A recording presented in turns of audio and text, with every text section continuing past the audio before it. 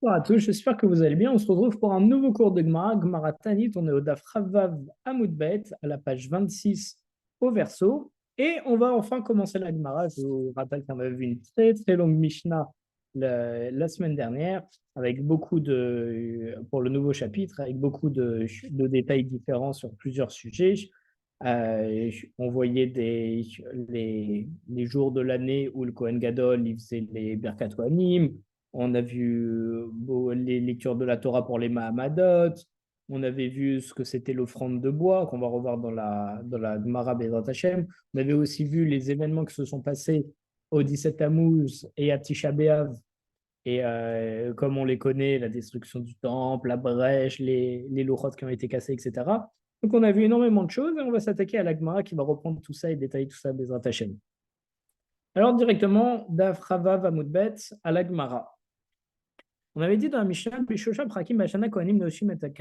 il y a trois occasions dans l'année où les Kohanim, ils font Birkat Kohanim quatre fois dans la journée. C'est-à-dire à la fois à Shacharit, à Moussaf, à Mincha, et on verra qu'il y aura aussi à la Neila.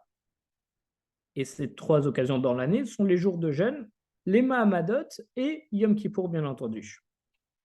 Alors la Gemara, elle pose la question, Taniot, Mahamadot, Mika, Moussaf. Est-ce qu'il y a une prière de Moussaf pendant les jours de jeûne et de Mahamadot? Parce qu'il n'y a pas de prière de Moussaf. Aujourd'hui, on ne fait pas de prière de Moussaf pour les jeûnes et les Mahamadot. Donc, si on ne fait pas de Moussaf, il n'y a pas d'Amida supplémentaire. S'il n'y a pas d'Amida supplémentaire, il n'y a pas de Birkat Kohanim supplémentaire. Donc, comment est-ce qu'on peut dire qu'à ces deux occasions-là, il y a une Birkat Kohanim supplémentaire? Alors, la Gemara répond, c'est comme s'il y avait des mots qui manquaient en réalité dans la Mishnah. Il faut rajouter des mots pour la comprendre.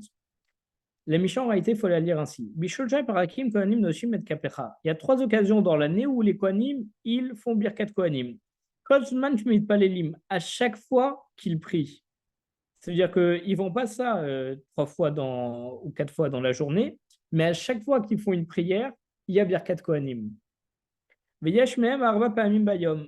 Et l'une de ces occasions, ça veut dire c'est pas pour chacune de ces occasions que ça va se passer quatre fois, c'est-à-dire que lorsqu'on dit que ça sera quatre fois dans la journée, c'est pas quatre fois à Yom Kippour, quatre fois au jour de jeûne et quatre fois au Mahamadot. Non, c'est une seule de ces occasions, qui est bien entendu Yom Kippour, parce qu'il y a Neila, il y a Moussaf, il y a tout, qu'on va faire Birkat Kohanim quatre fois dans la journée. Shachared Moshe Mincha ou Neila Sheharim, qui sera donc à Shacharit, à Moussaf, à Mincha et à la Neila. Veloem Shlosha Prakim, et les trois occasions de l'année où on le fait, mais on ne va pas forcément faire quatre fois dans la journée, mais où à chaque prière, les Kohanim, ils font bien quatre Kohanim, c'est Taniot, Mamadot, Yom Kippourim, les jours de jeûne, les jours de Mamadot et les jours de Yom Kippour. Là, on comprend déjà mieux notre Mishnah. Amar Rav Nachman, Amar Rabbi Avua, Zodivre Rabbi Meir. Il nous dit que cette règle, selon laquelle donc, les Kohanim ils bénissent durant toutes les prières à ces trois occasions, ça a été dit par Rabbi Meir. Aval Rachamim Omrim, mais nos sages, ils nous disent que Shacharit Moussaf ben Nisiat Kapaim. Que Shacharit et Moussaf ont fait Birkat Kohanim, Mincha ou Neila, en ben Nisiat Kapaim, mais à Mincha et à Neila, on ne fait pas la Birkat Kohanim. Donc, l'opinion de Mishnah, ça ne peut pas être l'opinion des sages, parce que les sages ils disent que à Mincha et à Neila, il n'y a pas de Birkat Kohanim, mais c'est plutôt l'avis de Rabbi Meir qui dit que oui, il y a Birkat Kohanim. Alors, elle pose la question, Man Chachamim, c'est qui ces sages qui pensent qu'on ne fait pas Birkat Kohanim à la Neila et à Mincha? Rabbi Yehuda, il dit, on dit qu'en réalité, quand on dit Chachamim, là on parle de Rabbi Yehuda. C'est Tania, parce qu'on voit dans une braïta, Shacharid Moussaf Mincha ou Neila, pour Shacharid Moussaf Mincha et Neila, Kulam Yeshvaem Nesiat Kapaim. Toutes les prières comportent une Birkat Kohanim, d'ivré Rabbi Meir sont les paroles de Rabbi Meir. Donc, comme on a vu, et Rabbi Yehuda Omer, donc dans la Braïta, Rabbi Yehuda, il nous donne son avis, il nous dit Shacharit Moussaf Yeshben Nesiat Kapaim.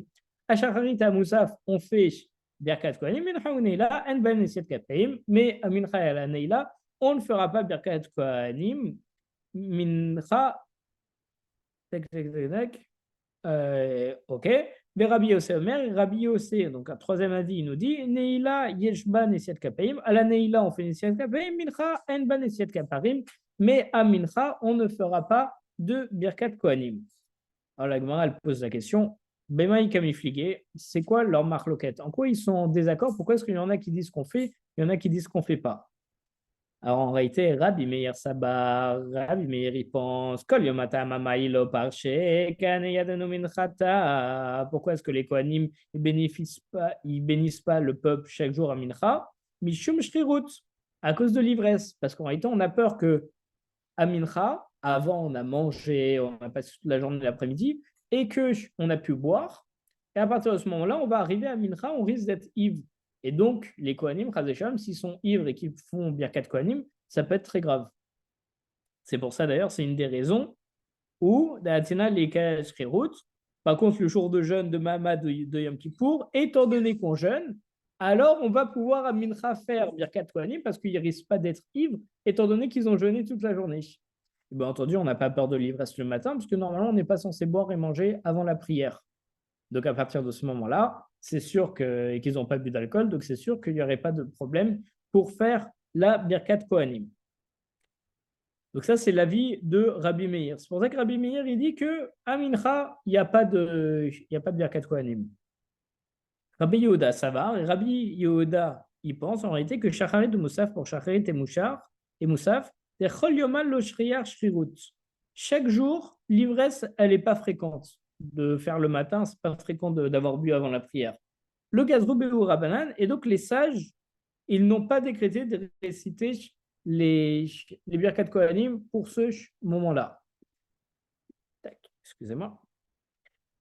Par contre, Mincha ou Neila, pour Mincha et Neila, chaque jour de l'année, l'ivresse elle est fréquente, alors Gazrou Rabanan, alors les sages, ils ont fait une zera en interdisant de faire Birkat Kohanim à ce moment-là. Donc en réalité, la différence là, entre Rabbi Yehuda et Rabbi Meir, c'est que Rabbi Yehuda il dit que les sages, ils ont fait une zera, un décret pour toute l'année.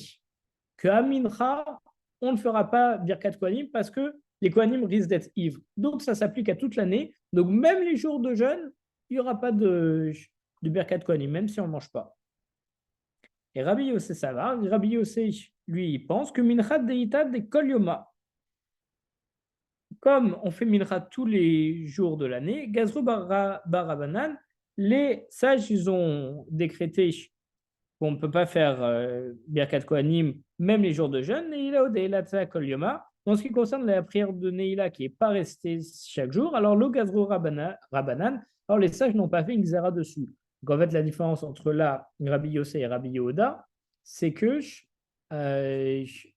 Rabbi Yossé, il dit que certes, toute l'année, les sages ils ont interdit de faire à Mincha le Birkat Kohanim, mais Neila, c'est pas comme toute l'année. Il y a une seule fois dans l'année où on fait Neila. Du coup, le décret des sages ne s'applique pas à la Neila, et c'est pour ça que selon lui, à la Neila de Yom Kippour, on pourra faire Birkat Kohanim. Donc maintenant, on va voir quand même lequel des trois a été retenu pour la halacha. Amar Rabbi Yehuda Amar Rav. Rabbi Yehuda, il dit au nom de Rav, halacha qui est Rabbi Meir. La halacha, elle est comme Rabbi Meir. Comme quoi, on le fait dans les jours de jeûne et tout, on fait tout le temps. Mincha, Neila, n'importe quoi on fait. Bien entendu, pas dans l'année, mais les jours de jeûne, les Mahamadot et Yom Kippour, on fera Birkat Kohanim. Rabbi Yochanan Amar, Rabbi Yochanan il dit, Nago Am Rabbi Meir. Ils agissent selon le point de vue de Rabbi Meir. Rava Amar, Rava il nous dit, Mina qui Rabbi Meir, la coutume s'accorde aussi avec Rabbi Meir. Man de Amar Alacha qui Rabbi Meir. Selon celui qui dit que la lacha elle est comme Rabbi Meir, Darshinan la Bupirka. On enseigne cette règle en public, c'est-à-dire que tout le monde est au courant et on dit à tout le monde dès qu'on pose la question, il faut faire comme Rabbi Meir. Man d'Amar Minhag, et selon celui qui dit qu'en réalité c'est la coutume est comme Rabbi Meir, parce que c'est vrai qu'on a vu juste avant que Rav et Yehuda, il dit au nom de Rav que la halacha est comme Rabbi Meir, ce qui fait que la halacha, c'est la halacha, on dit à tout le monde c'est la halacha. Par contre, Rava, il ne dit pas que la halacha, c'est comme Rabbi Meir, il dit que la coutume, elle est comme Rabbi Meir. C'est qu'il y a une différence entre les deux, c'est que la coutume, ça dépend de chacun. Donc, ce n'est pas obligatoire, ce n'est pas la halacha. Donc, la différence justement entre ces deux avis, c'est que le premier, toujours dans n'importe quel cours, dès qu'on pose la question, il dit la halacha, elle est comme Rabbi Meir. Mais celui qui dit que c'est une coutume, Alors, Midrash Ladarshina Neotamirna, on n'enseigne pas cette règle en public, mais on, on statue selon l'avis de Rabbi Meir lorsqu'il y a un cas. S'il y a une personne qui vient poser une question, alors on lui dit fais comme Rabbi Meir. Par contre, on ne fait pas un gros cours de halakha en disant voilà, la halakha, c'est le point de vue de Rabbi Meir.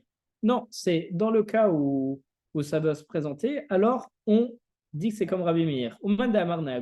Selon celui qui dit que les gens agissent selon le point de vue de Rabbi Meir, et que ce n'est même pas une coutume, mais que la plupart des gens agissent ainsi, on n'applique même pas ces règles dans les cas particuliers. David Lo là. Toutefois, si quelqu'un agit d'accord avec cette opinion, son action elle est valable et on ne lui demande pas de changer. Ce qui fait que si pour celui qui dit que la plupart des gens ils agissent comme lui, on dit ok, ben c'est bien, chaque personne agit comme lui. Mais si on vient me poser la question, je ne donne pas forcément l'avis de Rabbi Meir.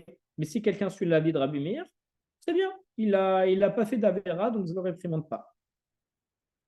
On va avoir encore une autre opinion de Rav Nachman qui nous dit Alacha qui est Rabbi Yossi. La Alacha, selon lui, carrément, elle est comme Rabbi Yossi, selon lequel les jours de jeûne, on récite Birkat Kohanim à la Neila, mais on ne fera pas Mincha.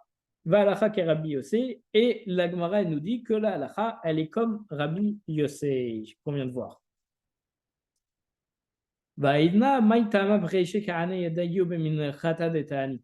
Et de nos jours, pour quelles raisons les Kohanim, ils font quand même, dans les jours de jeûne, Amincha, Birkat Kohanim.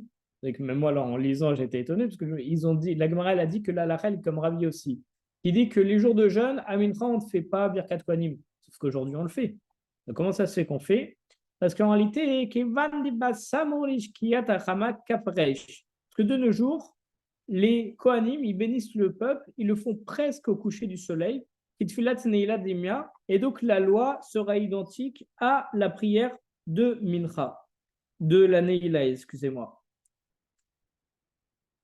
Parce que justement, d'habitude, en tout cas surtout à l'époque, Mincha, on le faisait beaucoup plus tôt dans la journée, comme aujourd'hui où comment s'appelle où on fait Mincha et Arvit tôt parce que le soleil se couche tôt. Là, il y a beaucoup de communautés qui ont repris le minhag de faire Mincha vers 1h30 de l'après-midi. Donc, étant donné qu'on fait tôt, on est proche du repas, on est proche des livresses, etc. Mais les jours de jeûne, en général, on va faire Mincha proche du coucher du soleil. Comme ça, on fait Mincha proche du coucher du soleil. On rentre à la maison et le jeûne, il est quasiment fini. Et donc, à partir de ce moment-là, ces horaires-là, ils ressemblent aux horaires de la Neila, qui est fait aussi en fin de journée à Kippour. Donc, comme ça ressemble à la Neila et qu'il n'y a pas eu de décret des sages pour ne pas faire le Birkat Kohanim à la Neila, dans ce cas-là, c'est permis. De toute façon, selon tous les avis, il est interdit d'être en état d'ébriété, comme on l'a vu. Selon tout le monde, ça c'est une chose sûre, c'est interdit pour un Kohen de faire Birkat Kohanim lorsqu'il est ivre, lorsqu'il a bu. La question se pose, mais d'où est-ce qu'on sait ça? C'est une halakha, mais d'où est-ce qu'on le tire? Rabbi Yoshua ben Levi, Mishum Bar Kapara, Rabbi Yoshua ben Levi nous dit au nom de Bar Kapara, Nazir. Pourquoi est-ce que dans la Torah, on voit un passage qui parle du Kohen qui bénit? Ce passage, il est juxtaposé, il est juste un mot juste après, la paracha du Nazir. On rappelle, le Nazir, c'est quelqu'un qui a fait vœu, entre autres, de ne jamais boire de vin. Et on sait que dans la Torah, si des sujets sont juxtaposés, sont l'un juste après l'autre, alors il faut en déduire des conclusions de l'un de l'autre. Alors, bien entendu, l'Omar Nazir Asur Beyayin, Av Kohen Mevarer Asur Beyayin. Étant donné qu'on parle dans la Torah du Kohen qui va bénir le peuple juste avant, là, ou bien juste après la paracha du Nazir, de là on apprend que tout comme le Nazir, il n'a pas le droit de boire du vin, alors pareil, le Kohen qui bénit le peuple n'a pas le droit de boire du vin. C'est de là qu'on le tire. Mais Matkifla voit des Rabbi Zera. Le père de Rabbi Zera, il a demandé Vamrele, Oshaya Barzavda. Et il y en a qui disent que c'est Oshaya Barzavda qui a demandé ça. Il dit Iman Nazir Asur Becharsan. Si l'on est assis, alors de même qu'il est interdit à un Nazir de manger même un pépin de raisin, parce qu'il doit s'éloigner, il ne doit même pas s'approcher des villes, mais un pépin de raisin qui ne rend pas ivre, il n'a pas le droit de manger. Alors de la même manière, dans ce cas-là, même un Kohen devrait être interdit de manger un pépin de raisin et pas juste de boire de l'alcool. avant de faire avant de faire le Birkat Kohanim. Alors, Rabbi Yitzhak qui nous répond, Amakra, il y a marqué dans le verset, les Sharav, les Varel, Bishmo, pour le servir et bénir par son nom. Ma, de même qu'il y a quelqu'un qui sert dans le temple, il a le droit de manger un pépin de raisin. Av Kohen Mevarer, Mutar Mechartzan. Alors, de la même manière, un Kohen, il pourra manger un pépin de raisin, parce qu'il est aussi comparé, bien entendu, à ceux qui servent le temple, parce qu'il y a marqué dans le passage pour le servir et bénir par son nom. Ce sont les mêmes expressions qu'on utilise pour le temple. Donc, étant donné que lorsqu'on sert au temple, on a le droit de manger un grain de raisin, alors de la même manière, le Kohen a le droit de manger un grain de raisin. Et donc, ce qu'on tire par rapport au Nazir, c'est vraiment le cas au-dessus, c'est pas la xéra, le décret des sages préventifs, c'est le fait de ne pas boire de vin pour ne pas être ivre. Et imam alors de même qu'un Kohen qui sert au temple, s'il a un moum, c'est-à-dire s'il a un problème sur son corps, ne peut pas servir au temple parce qu'il doit être parfait. Alors, av Kohen mevarak balmumlo. Alors, de la même manière, on devrait en déduire alors que un Kohen qui veut bénir le peuple, il n'a pas le droit d'avoir un moum, un défaut sur son corps. Aïtkish le Nazir. Alors non, on ne fait pas ça. Pourquoi? Parce qu'on compare aussi le Kohen au Nazir. Et comme le Nazir, il n'y a aucun problème de moum ni quoi que ce soit, alors à partir de ce moment-là, même s'il a un moum, c'est pas grave, il peut bénir le peuple. Il ne peut pas bénir pour le temple, mais il peut bénir pour le peuple. Mais qu'est-ce que tu as vu pour faire des comparaisons comme ça, pour tirer ce que tu veux du Nazir, tu tires ce que tu veux du temple, tu prends qu'une opinion indulgente de tous les côtés. D'où est-ce que tu te permets de faire ça? Prends le marmire des deux côtés, prends le plus rigoureux. Tu prends à la fois le fait qu'il n'a pas le droit de manger un pépin et à la fois le fait que s'il a un môme, il ne peut pas faire. Explique les khumra, fais en khumra. Alors, en réalité, pourquoi est-ce qu'on est plus indulgent et on ne prend pas la khumra? Parce que asmarta nin'u midrabanan. Ces comparaisons, elles sont faites seulement pour des supports pour les règles midrabanan. Le kula, et on sait que les règles midrabanan, on va toujours à la kula. Comme on essaye de chercher des déductions, alors si c'était par rapport à des règles midoraita, des règles qui viennent de la Torah. Alors, on sait que quand c'est Midoraita, on doit être marmire. On doit être plus rigoureux pour être sûr de bien faire. Quand c'est Midera Banane, on a l'habitude de faire des coups-là, de le faire plus tranquillement, de ne pas être rigoureux. Donc, à ce moment-là, étant donné que le fait de faire Birkat Kohanim, c'est Midera Banane, alors on peut. Et d'ailleurs, le fait de ne pas manger un pépin de raisin, ça a été aussi, il me semble, Midera Banane. Donc, à partir de ce moment-là, on prend on prend l'indulgence, on ne va pas être marmire par rapport à ça. Là, on a fini cette partie de la Gemara. Maintenant, on va reprendre une partie de la Mishnah qu'on va expliquer un petit peu avec la Gemara. Elouen Mamadot. Voilà ce que sont les Mamadot. Les fiches Neymar, ça va le Ben Israël, comme il est dit, ordonne au Ben Israël. Alors, Maïkama, ça veut dire quoi ça? On va te dire, c'est quoi les Mahamadot? Bah, c'est comme il est écrit dans le verset, ça va être Ben Israël. Qu'est-ce que tu me racontes? C'est quoi le lien entre les deux? Alors, Achikama, voilà ce que la Mishnah veut dire. Elouen Mahamadot. Voilà ce que sont les Mahamadot. Mais, donc elle te dit, voilà ce que sont les Mahamadot. Mais quand même, elle te pose une question en réalité juste après, implicite la Mishnah. On te dit, Matam Tikno Mahamadot. Pourquoi est-ce qu'on a d'ailleurs institué les Mahamadot, les fichiers Neymar, pour faire ce qui est écrit? Ça va Ben Israël, ordonne au Béné Israël et dis-leur mon offrande, ma nourriture pour mes feux, etc. Et comment est-ce que le sacrifice de quelqu'un peut être offert alors qu'il n'est pas présent? Parce qu'on a dit que chaque personne devait offrir pour les fêtes les sacrifices, mais tout le monde ne pouvait pas se déplacer à Jérusalem, il n'y avait pas de place, etc., etc. Donc, comment est-ce qu'on peut offrir? On est obligé d'offrir le corban. Donc, comment est-ce qu'on peut offrir le corban sans être présent? Normalement, on doit être présent. Alors, est-ce qu'on a mais Mishmarot? C'est pourquoi les premiers prophètes, ils ont instauré les 24 Mishmarot, ces 24 groupes avec des Kohen, des Lévi et des Israël, qui justement vont représenter tout le peuple au fur et à mesure pour que chacun soit représenté. Et chez les Arkeyado, lorsqu'on a envoyé, c'est comme sa main. Donc, à partir de ce moment-là, c'est comme si on était tous présents pour faire les sacrifices. Alkom Mishmar Mishmar, il y a tous les Mishmar, Ayam Ahamad Veroshaim, chez le Kohen, chez Lévi, chez Israël. Il y a un Kohen, un Lévi, un Israël, enfin un groupe de Kohen de Lévi de Israël qui les représente. Gazman Mishmar la lot, et lorsque le moment est arrivé pour chaque Mahamar, pour chaque Mishmar de monter, alors Kohen de Lévi, Olim Yerushalayim, les Kohanim et les Lévim, et montent à Jérusalem pour représenter les Israéliens.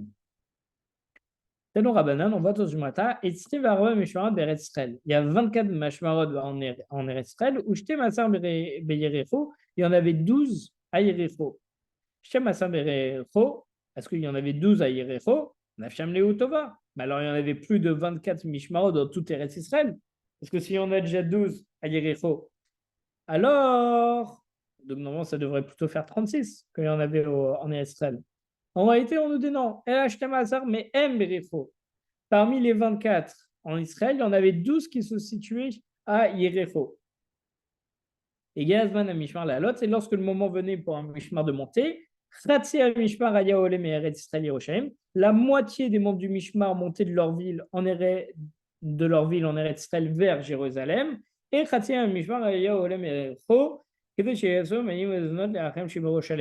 et la moitié du Mishmar à Yericho montait en même temps que les autres à Jérusalem pour pouvoir amener de l'eau et de la nourriture à leurs frères qui sont en Israël, à Jérusalem. Amar Rav Yehuda, Amar Shmuel, Rav Yehuda, il est au nom de Shmuel. Kohanim, les Lévim, les Israélim, les Akvim et Korbanam. Les Kohanim, les Lévim, les Israélim, ils sont essentiels pour valider le sacrifice. Et on voit dans une moïse, Rabbi Shimon ben Elazar Omer, Kohanim ou Lévi, les Kohanim, les Lévim et les instruments de musique, ils sont essentiels pour valider le sacrifice.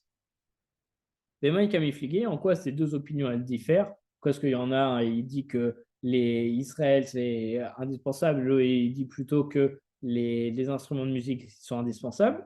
C'est quoi la différence entre les deux? Marsavar Rigar Shirab a fait, parce qu'il y en a un qui est Shmuel, qui pense que la musique principale dans le temple, ça va se faire vocalement, par la bouche.